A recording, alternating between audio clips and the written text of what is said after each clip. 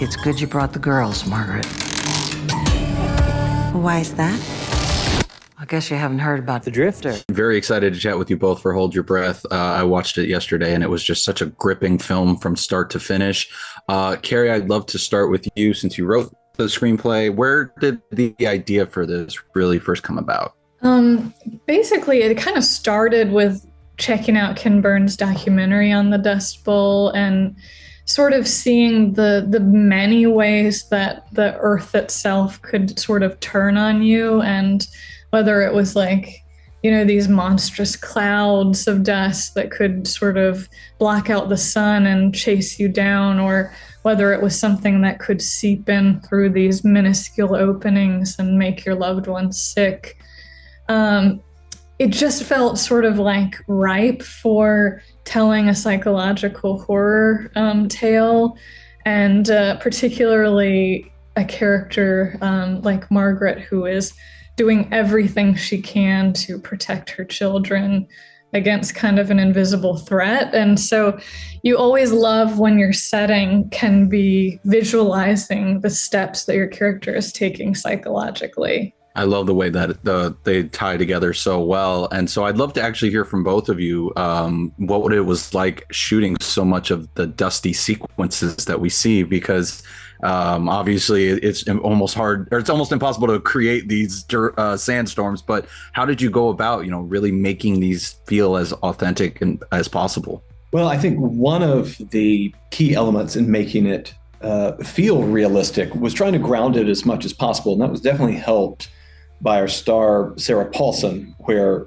it got to certain sequences when we were shooting, and we thought, well, there's no way we can blow more wind, more sand, more dust in her face. And Sarah said, no, I want it to look right. I want it to feel right. Let's do this thing. And so, I think we really had a really strong game cast who were down to have these huge 20-foot Ritter fans blowing clouds of dust and dirt at them. That obviously, we augmented in post. But yeah, I mean, having a cast that was willing to get out there, get dirty, and get into it made all the difference. Yeah. And I think visually, we tried to avoid like sort of big objective shots. We really tried to shoot it as if you were the character in the storm. So you might have your vision brown out or be blocked out in the opacity of the storm momentarily.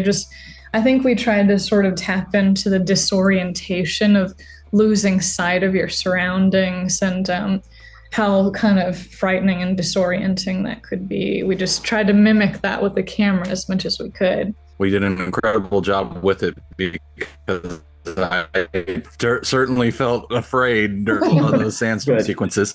I see I'm almost out of time, so I did also want to ask really quickly, this is very much a story about whether or not the gray man is real, or if Sarah's character is just kind of going mad from the isolation. Is the gray man actually real in this? Karrie and I are both from North Carolina and come from a long line of kind of horrifying Southern folktales that are horrifying, but are created with an instructive angle, kind of like small morality tales to like keep children from doing X, Y, or Z. My personal one was raw head and bloody bones, so that we wouldn't go down to the river and drown behind my grandma's house.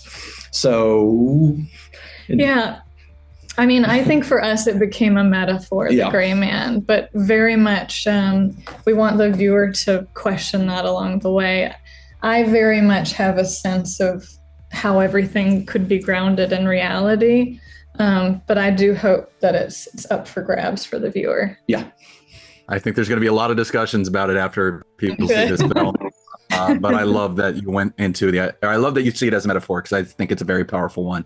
And I will go ahead and wrap up because I got to get out of here and let you talk to other people. Thank you both so much for taking the time. No, I really do appreciate it. Lovely to meet you. Thank you. He'll make you do terrible things. We're very well. You?